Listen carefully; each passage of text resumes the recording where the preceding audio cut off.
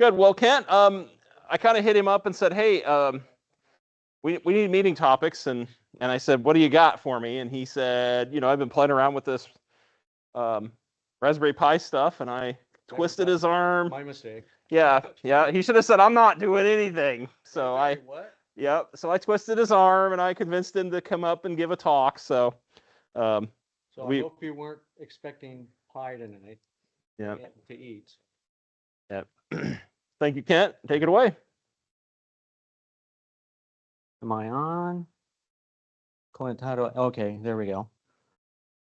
Well, as Clint said, he was asking me how you go about like creating a SD card, which is what the Raspberry Pi is run off of, and that. So I brought an oldie but goodie. Paul tells me this is like a one, an original, yeah. Which I think I had to wait like 6 or 9 months when they came out, and that. Anyway, there was the two guys, a little back history on the Raspberry Pis. There was two guys over in the United Kingdom. They wanted to come up with a small computer, small form factor computer that kids could learn programming off of. They noticed that there was a decline in the number of skills of young people applying for the computer science classes. So they wanted to fill that gap, and they wanted to make it reasonable for schools to afford, instead of back then it would have been Big Blue and how much you were going to pay for them. And they wanted to come up with something that was reasonable and these originally I think were $25 to $35 and fairly functional. They got USB, HDMI on there, Ethernet. I think this one is probably just a 10 meg back in the day.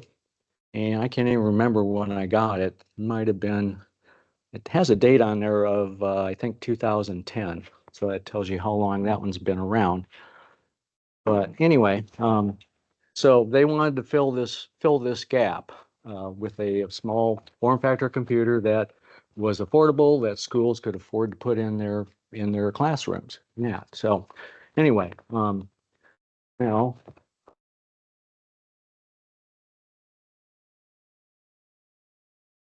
so now you have an SD card that's going to run off of. So you need a way to figure out how to do it. So let's see if I can. Pretty easy. You download the now on the Raspberry Pi website. They have a nice GUI that you can download, and you install it on there, and it just walks you right through it. So you choose which flavor of Raspberry Pi you have now, which we're up to 5. And then you choose the OS, and you have to get the proper OS for that particular Raspberry Pi. So if, like, well, I don't know if they even have one anymore for the 1 and that. So, but for the 4s and the 5s, I haven't seen a need to go out and buy a 5 yet, but I have a 4 at home. So you choose which OS is going to go with, and then you go find your SD card reader writer on your computer if they has one. If not, I got this external one that does all kinds of regular SD card, a micro SD card, and the micro SD card is where you want to be at for the Raspberry Pi. And it's pretty much that simple. And they do have a Mac OS, and they do have a Linux that runs on Ubuntu and all that. And you can basically just download and go. I mean, it's that simple.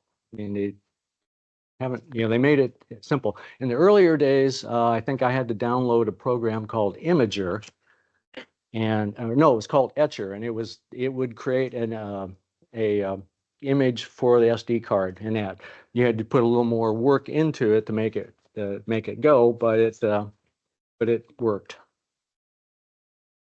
Yeah. So, any questions about doing an SD card or anything like that for a Raspberry Pi?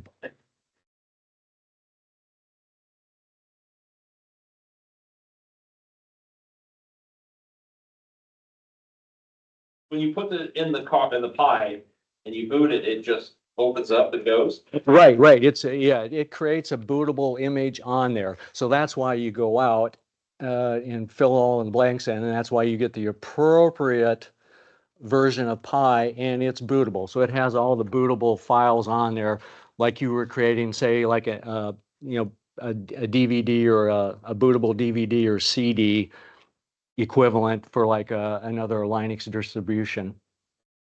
So.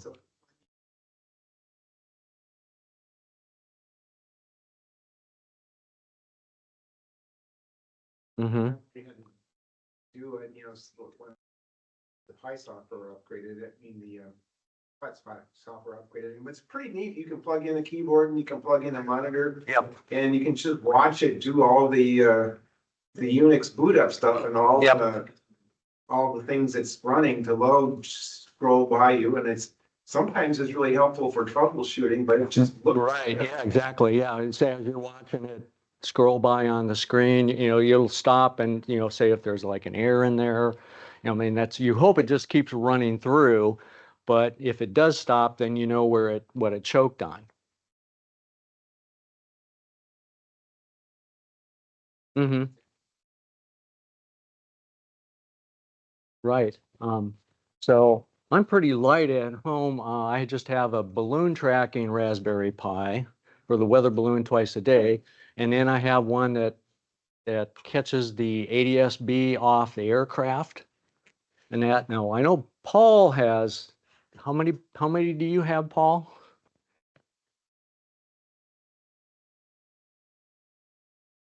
Right. Yeah, but you're doing ACARS, you're doing several flavors of ACARS.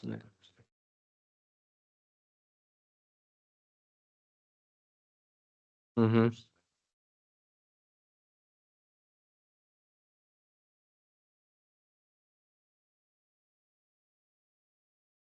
Mm-hmm. Yep. Oh. What do you use yours for, Kent? I have one that tracks the balloons, and then I have another one that tracks the aircraft. So I have an antenna in my Three Seasons facing Des Moines that picks up the ADS-B, which is the new flavor. They did away with the transponders and all that, so it's ADS-B messages that come off the aircraft. And so I have one that just sits there and does that, and then uploads it to the internet. And I don't. Right, yeah. Yep, and I do the same thing with my the Sunday Hub tracker. I'm a little green dot in Boone.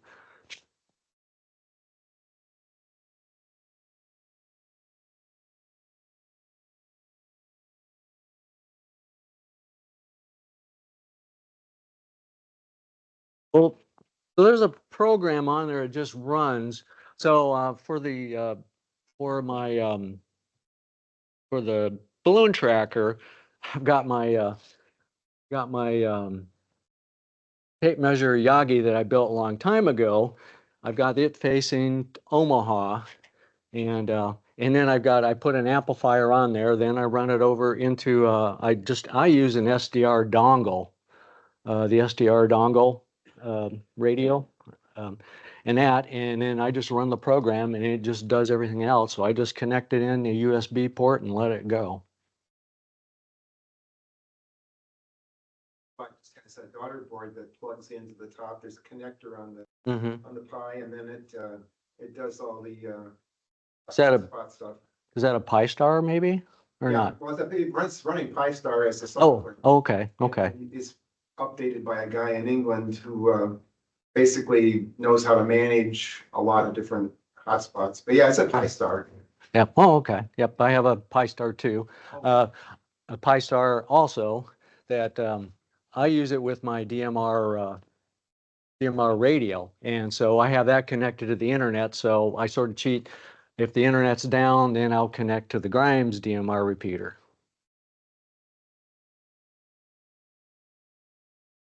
Yep.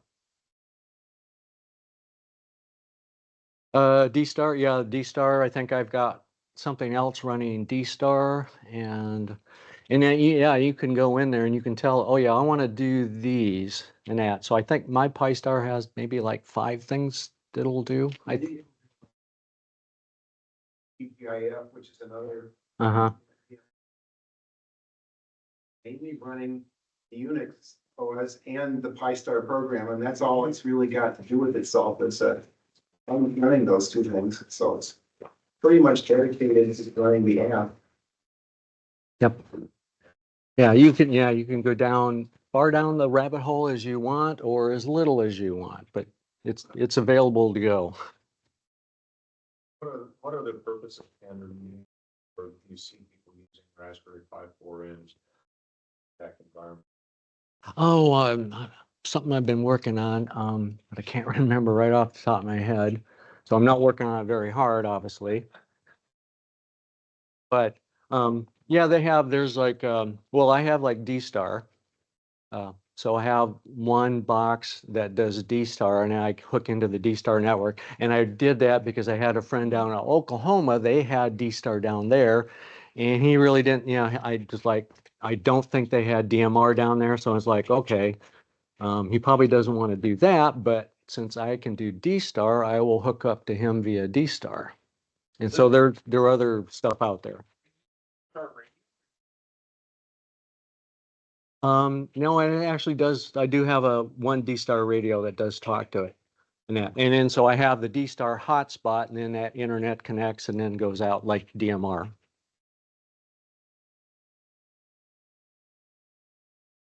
Mm-hmm.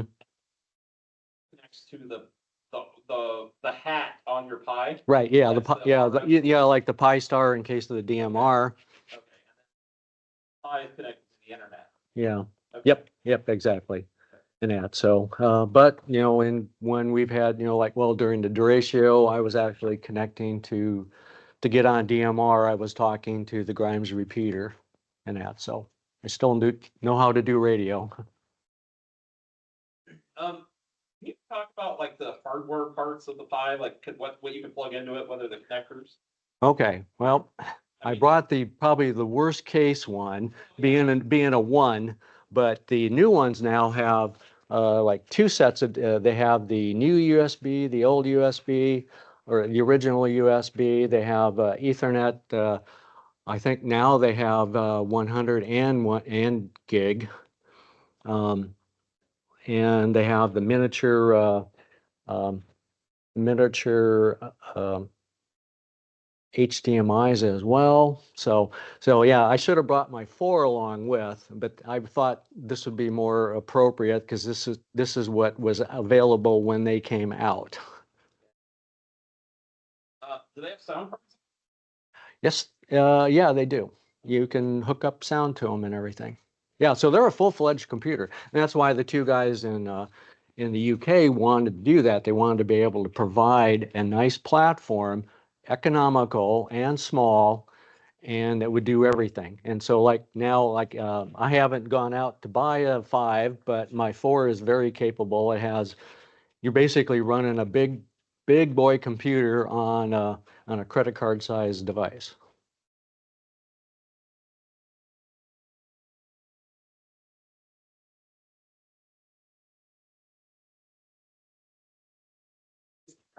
Computers on campus. Every so often, one would show up that would, make our scratch our heads and say, what is this thing? And number 3 or 4 was just busy as all get out. And we finally found out that it was some graduate student who graduated, had a program running on a Pi-Star underneath the desk, connected to a outlet in Double E building that no one could find. It took weeks to find the thing, but it was our number 4 output system on campus. Been there, done that. When I was working, I'd get a call down in IT and go, hey, we got this thing going on there, and the network's really dragging on this floor, and so you'd be all around, or popping ceiling tiles too to find out, like, okay, where is this thing at?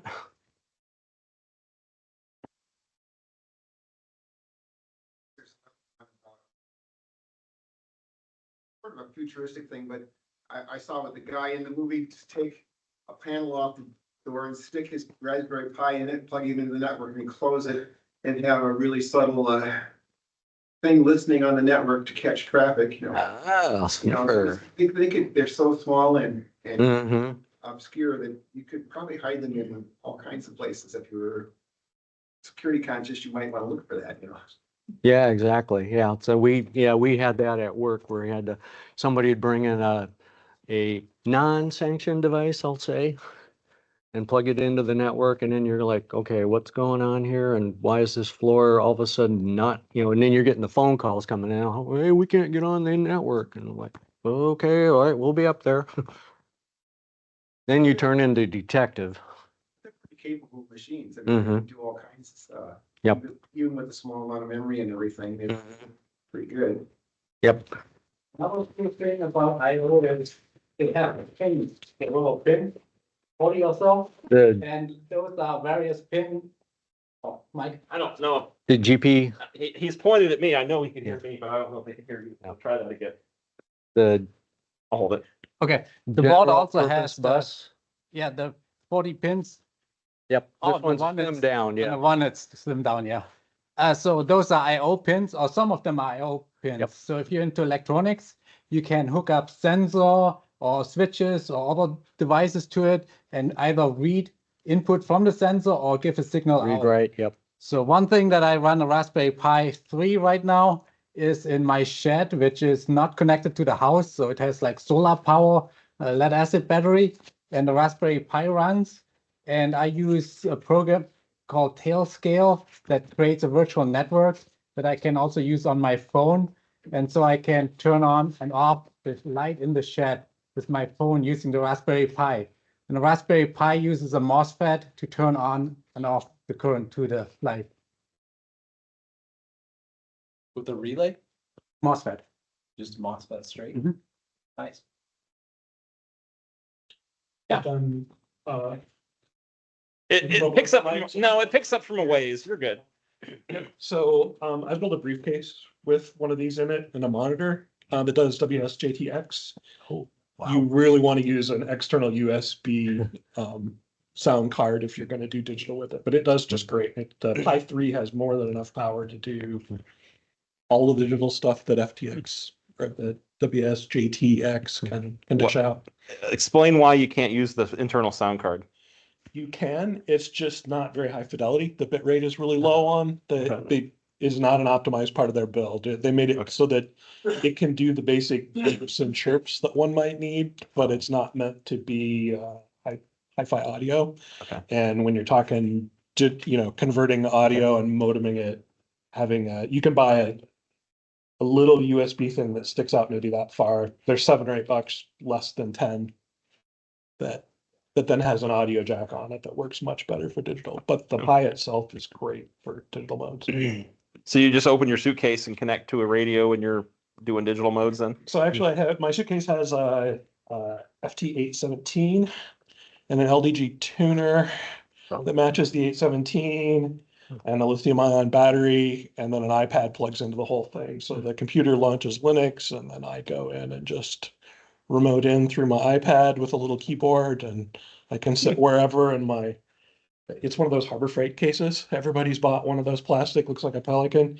On the Harbor Freight case at the bottom where the feet come down is perfect place to drill a hole. You can put an SO239 in there that is then protected by the way the case is built. So when I set mine down, I pop off a cap, I screw my little antenna onto the end of it, I set it on a desk or a park bench, and you've got the full Unix command line there.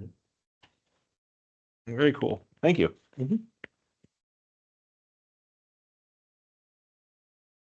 All right. Mike's got one. Okay, go ahead, Mike.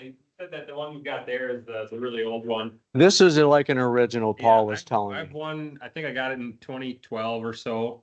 Yep. Do you or anybody else in here have any good project ideas that I can use that one for? It's always just sat on my shelf or in a box in my electronics room, and I've never found a Probably good. some low end projects. I mean, because this is the flagship of the Raspberry Pis, so they have optimized them quite a bit since then. Like I said, I have a 4 at home. Yeah, I had to buy a 5 to do Home Assistant recently, but I don't know what to use my old original one for. Ham clock. Hamclock. There you go. Oh, yeah. Now you got to get a monitor and you can run ham I've clock. got them on it. About ready to go. Yeah. It looks cool. I'm not sure it's really useful for what they're pretty sexy to go look them on your TV and it's there. Look like you're part of that. I was just thinking about doing it. I was waiting, hi. You put your hand up. Now you got to ask a question. I'll make a comment. I'll ask a question. Has anyone else tried Andy's Ham Radio Linux? KB10IQ. Basically, it's Debian or Ubuntu with a bunch of ham-oriented applications yeah. put on there. That isn't, you could use that on a Raspberry Pi, but I think it's more for people who would just have a Linux desktop or laptop anyway. Right. And with a number of us facing the end of Windows 10 coming up and maybe not wanting to go to Windows 11, that might be a way that some people go. I don't think there's anything necessarily unique about Andy's distribution, but he's already gone out and found a bunch of ham-oriented applications that are already built in. Yeah, there's a number of distributions out there that you can look for on the internet, and they will have, they're sort of ham centric, and they'll have the different ham programs Right. and that. So I have heard of the one you were talking about, and I can't remember which one I downloaded, but it basically, and I usually like to do the try before you buy. So I just download it, burn it onto a DVD, give it a try, see if I like it. If I don't, the CD turns into a glass coaster. I do the same thing with the thumb drives, and then you can reuse those Yep. pretty readily. Yep. Half a second. KB10, KB10OIQ. I think I've heard of that one too. Somebody else had recommended it as a package. Yeah. And he keeps it pretty up to date. The last update was in January. Yeah. So, Yeah, a lot of those guys are pretty good about, you know, if you go out there, you go, oh yeah, I got some updates for that, and you can just download the whole image again, burn it on, and give it a try. Raspberry Pi imager stuff or? Well, they have it, so if you're actually clicking on there, you'll go choose the OS, and it'll be a drop down. It'll tell you, because they also want to match it to the Raspberry Pi you have, and it's a file. You just download the file, and then you just choose storage, hit storage, and then you go, and it'll go off and do it, and let you know when it's done. I was able to get the Home Assistant one was right in the drop downs available on this. I didn't know if some of those weird ones like the Sandy's distribution or if any of those others get in that thing or if you have to. Well, you go out to their website and they'll tell you like, okay, yeah, here's a DVD image and that, and you just download the image and then you just burn the image using another program. I would probably use my Etcher program to do that one. And the application that you just burn on the SD all at Right. one time. Or some of them, I think I bought one of them and it had, when it booted up, it had a choice of what you wanted to load on there. There's like 5 choices, you know, and I said, okay, let me try this one. And I think I made a copy of it so I didn't destroy it. So I had, the next time I wanted to go like, okay, yeah, I didn't like that one so much. Let me try another one.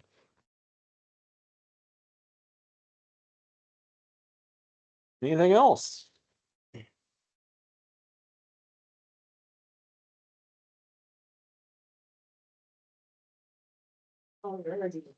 Terminology. For me, a card reader, I was pretty good with a card reader at reading Hollerith cards. Oh, way back when. Where would I go to get some basic introduction? Well, the Raspberry Pi website also has quite a bit of information on there. I downloaded actually from Wikipedia. There was a nice tutorial about Raspberry Pi. So you just, if you go out there, just Google it and it'll bring it right up. You can also go to the library. They have books.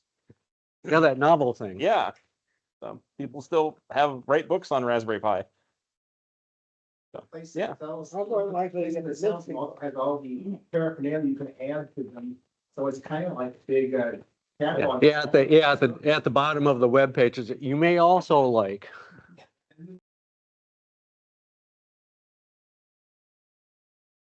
Mm-hmm. Maybe there's also some books there that you might like. Yeah, I think I've grabbed one of them, I think it was a particular part of Raspberry Pi. I wanted like, oh, that would be neat. And so I read, like, oh, good. I'm glad I bought, it wasn't a waste of time. All right. Well, I think we covered it, Kent. Appreciate your doing this. Yeah, managed to stretch it out to a half hour. Yeah, good. Okay.